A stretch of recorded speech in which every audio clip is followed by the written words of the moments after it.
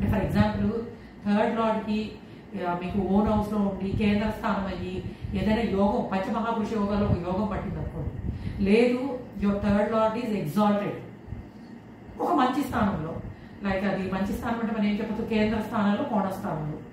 So కేంద్ర కోణస్థానాలలో ఉన్నప్పుడు అది మనకి సిబ్లింగ్స్కి చాలా మంచి చేస్తుంది చెప్తారంటే, యూజువల్గా ఈ మూడో భావానికి ఆధిపత్యం ఉన్న గ్రహం ఉచ్చపట్టి కానీ స్వక్షేత్రంలో కానీ ఉన్నప్పుడు వీళ్ళ తర్వాత పుట్టిన సిబ్లింగ్స్ ఎవరైతే ఉంటారో అంటే తమ్ముళ్ళు కానీ చెల్లెళ్ళు కానీ వీళ్ళకి ఒక ఎట్లా అంటే ప్రొటెక్టివ్ సిస్టమ్ లాగా, అంటే మాట వినేవాళ్ళు ఫాలో అయ్యేవాళ్ళు ఉంటారు చూసారా.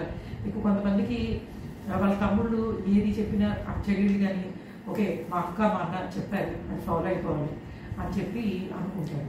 అలానే అంటే వీళ్ళకి సోదరుల నుంచి చాలా సపోర్ట్ అనేది వస్తుంది. వాళ్ళ సపోర్టు